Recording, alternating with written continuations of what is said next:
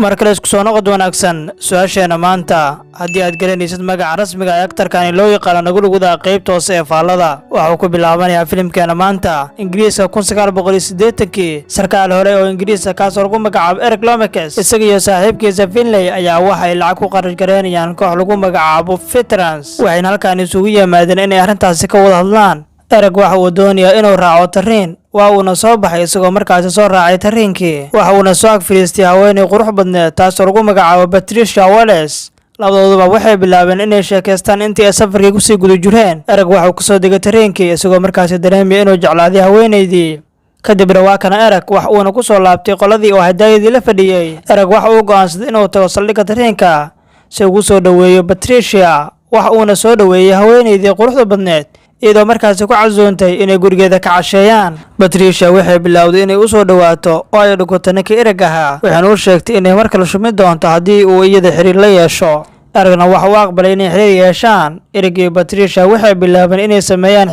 xiriirkaas oo ay aad ugu wada faraxsan yihiin ilaa ay markii dambe iska guursadeen habeenkii arooska Patricia waxay ku jirtay musqusha waxaana Eric u yimid nin Japanese oo askari ah kaas oo lagu magacaabo Takashi Nakasa waxa uu soo waday Eric waxa uu qasab ku geliyay qol xabsi ah si kastaba haatee midana waxay dhalanteed ama riyo uu koryoonay Eric waxaana sabab u ah dhaawac nafsi ah kaas oo ka soo gaaray dagaaladii uu la soo kulmay markaana haweeneydii ayaa ka soo baxday musqusha waxayna aragtay ninkeedii oo sagxad rafanaya 30 sano ka hor markii uu Eric yaraa maxaa dhacay waxa uuna sarkaalka isgaarsiinta kaas oo ka tirsanaa ciidamada Ingiriiska maalmaha ka mid ah ciidamadii uu la shaqeynayay ayaa aqbalay inay isdhiibaan sidaas daraadeed Eric iyo saaxiibadiisa waxay qaateen qaybo badan oo ka mid ah qalabkii faa'iidada lahaa oo halkaas yaalay askartii Ingiriiska ayaa la saaray tareen waxaana loo deeray xero lagu magacaabo Bow xeradaas oo ku dhow jasiiradda Malay aan dib ugu soo noqono waqti xaadirkan ilaa hadda way wada nool yihiin Patricia iyo Eric bas haweeneydana Patricia waxay bilowday inay dareeto dabeecadaha qalafsan Eric waxa uuna sameeyay ninkii Eric ahaa inuu kala habeeyo buugaag aan u baahnayn in la habeeyo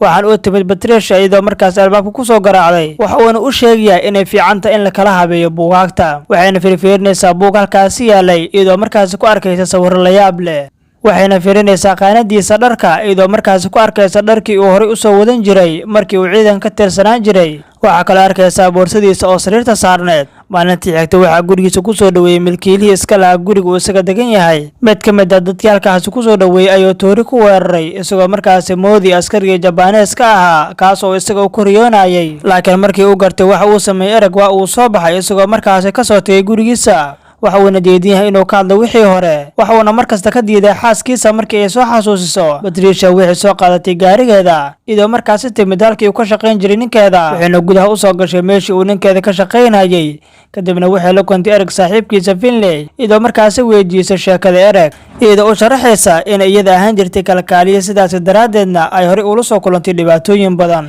Finlay waa uu diiday inuu la wadaago sheeko aan isaga qusaynin Patricia ayaa ka raadcisay wax walba wax uuna ogolaaday inuu u sheekayo wax ku dhacay ninkeeda waxa uuna ku yiri markii la geeyay xerada Bow waxayna xeradaas aad mid cadhab ah oo xitaa biyana lama siinin intii aan safarkii ku sii jirnay markii ay yimaadeen xeradii waxay ogaadeen in halkaan ay joogaan tiro badan oo maxaabiis ah kuwaas oo lagu adoonsan jiray inay u shaqeeyaan askarta waxaana iyaga markaan lagu daray maxaabiistii inta badan dadka cusub ayaa sidoo kale loo diray inay qodaan god iyadoo Eric iyo asxaabtiisa loo xil saaray inay wada tareen qodaan kadib habeenkii daba kooxdii Eric waxay ka wada hadlayaan suurtagalnimada ah inay halkaan ka baxsadaan laakiin ma aysan helin fikrad ku saabsan inay halkaan ka baxsadaan isagoo wanaag Eric waxa uu si fiican u yaqaan dhammaan wadooyinka tareenada maxalliga ah waxa uuna sawiray kheyradii ay ku baxsan lahaayeen balse lama oga inay u suurtoobi doonto in kale waxayna wadaagayaan fikrado badan waxayna shaqadooda noqon doontaa inay dhisaan wado tareen taas ayaa macquul ka dhigi karta inay baxsadaan kadibna subaxdii waxay guda galeen shaqadoodii kooxdii Eric waxay ku heshiiyeen inay si fudud u dhisaan raadiye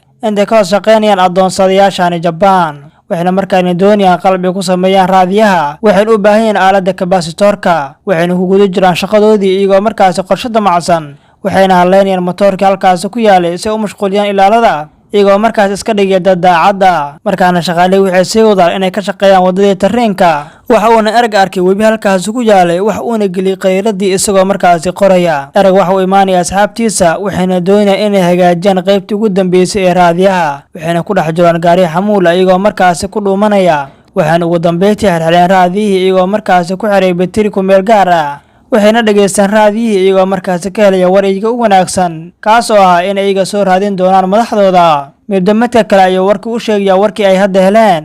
iyagoo markaas rajeynaya inay halkaani ka badbaadi doonaan. subaxdii xigtay Ereg waxa uu arkay ilaaladii Jabaaneeska oo hareerihiisa taagan kuwaas oo ururinaya shaqaalihii. waxa uu isku dayay inuu halkaani ka dhaqaajo laakiin waa la dul yimid isagoo markaas la qabtay. waxayna askartii heleen raadiye ay sameeyeen Ereg iyo asxaabtiisa waxayna soo urureen asxaabtii Ereg iyagoo markaasi bilaabay inay garaacaan mid ka mid ah saaxiibadii Ereg. kadibna Ereg waxa uu dusha saartay dhammaan dembiga ay galeen asxaabtiisa. ninkii Erega isagana sidoo kale waa la garaacay isagoo markaas labadiisa gacmood laga jebiyey intii la garaacayay waxaana lagu tuuray qol isagoo markaasi tacbaana. kadibna isbuucii xiray waxaa laga xiray gacmaha isagoo markaas ay askartii ku daba xireen gaarigii ay wateen. askartii weli ma aysan sii deynin waxa uuna weli ku daba xiran yahay gaarigii. kadibna Ereg waxaa loo soo celiyay asxaabtiisa isagoo markaasi xaalad xun ku jira laakiin isaga weligiisa dad kale ma uusan la wadaagin waxa isaga lagu sameeyay. hadda Patricia waxay fahantay sheekada oo idil waxayna isku dayaysaa inay u dhawaato saygeeda Ereg oo ay dareensiiso dareenkeeda laakiin waa uu ka diiday isagoo markaasi ka tagay. kadibna waxay soo aadaysaa Finley iyadoo markaasi weydiisanaysa caawinaad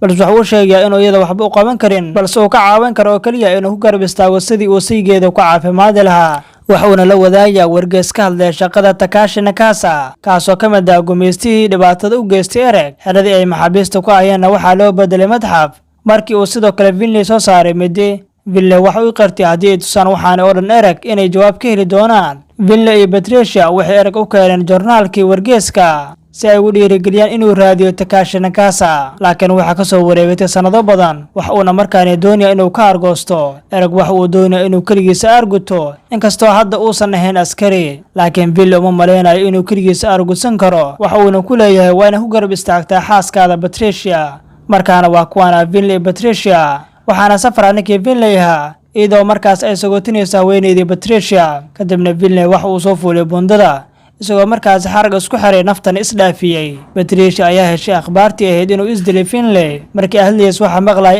Eregna waxa uu qiyaas karaa sababta uu isku dilay Finley. Patricia iyo kooxdii uu asxaabta la ah Ereg ayaa jooga aaskii saaxiibkoodii ka baxay laakiin Ereg waxa uu go'aansaday inuu u safro Thailand si uu u soo argoosado ninkii. waxa uu halkaas ka helay Takashi Nakasa kaasoo weynaaday. Ereg markaana waxa uu sugayay jaaniskii ugu argudsan cadawgiisii hore. Nakasa marka hore ma uusan aqoonsanin laakiin si degdeg ah ayuu ku aqoonsaday isagoo markaasi fariistay. Ereg ayaa su'aalo weydiiyay weliba si lamid ah sidii Ereg waagaasi uu su'aalo u weydiinayay ninkii Nakasa ahaa. waxa uuna Ereg waqtigaasi qirtay in isaga iyo asxaabtiisa ay sameeyaan raadiyihii laakiin Ereg waxa uu sidoo kale ah hogaamiyihiisa wareeqareeradii tareenka. waxayna rabeen Nakasa iyo asxaabtiisa inay ogaadaan cid uu Ereg u gudbinayay macluumaadkaasi. Ereg waxa isku dayay inuu u beenguuro isagoo markaasi ku yiri aniga waxaan jeclaa inaan sawiro sawirada qariirada laakiin Nakasa ma uusan rumaysanin isaga sidaas daraadeed waxaa loo soo bixiyay banaanka. kadibna waxaa lagu bilaabay in la garaaco isaga iyo maxaabiistii kale. haddii jeerba waxaa la weydiin jiray su'aalo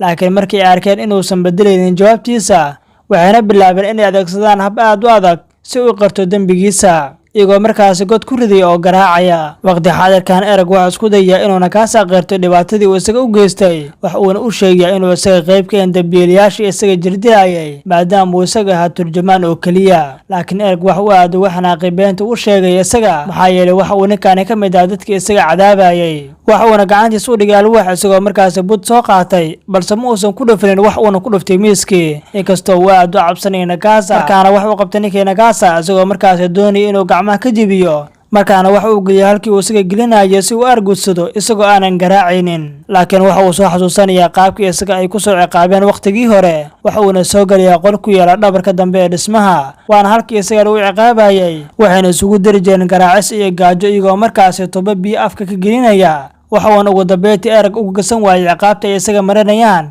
isagoo markaas ugu dambeyntii u sheegay wax uu raadiyaha ka maqlay. Nakasa waqtigaasi waa uu xanaaqay isagoo markaas ku tilmaamay beenaale aan sharaf lahayn. markale Nakasa wuxuu og yahay inuu gacanta ugu jiro ninkii Ereg ahaa oo xitaa uu isaga adoosan karo. Nakasa waxa uu qartay in hooyadiisa ay dhimatay inta uusan soo galin arrimahani sidaas daraadeed intii uu asxaabtaasi ku jiray wax uu ka qoray buug balse hadda Nakasa ma dhimin mana noola maxaa yeelay waxa gacanta ku dhigay ninkii isaga uu gumaysan jiray. Nakasa waxa uu sharxayaa inuu waagaasi rumaysnaa dhammaan beentii ay dawladdiisa u sheegi jirtay. Eregna run ayuu u sheegay maadaama uu isaga dambi badan u soo geystay. waxa uuna Ereg go'aansaday inuu iska cafiyo Nakasa uuna iska sii daayo. Ereg waa uu soo baxay waxa uuna yimid xaaskiisa isagoo markaas habsiiyey waxayna bilaabeen markaan inay waqti wada qaataan waxayna xaaskiisa aragtay waraaqadii uu ninkeeda ka soo qaaday Nakasa wayna soo baxeen iyagoo markaas Nakasa u yimid halkii uu ka shaqaynayay waxaana halkaas noogu dhamaaday filimkii waxaana lagu magacaabaa filimkan The Railway Man isagoo markaas soo baxay sanadii 2013 maanta muuqaalkan intaas ayuu ku egyahay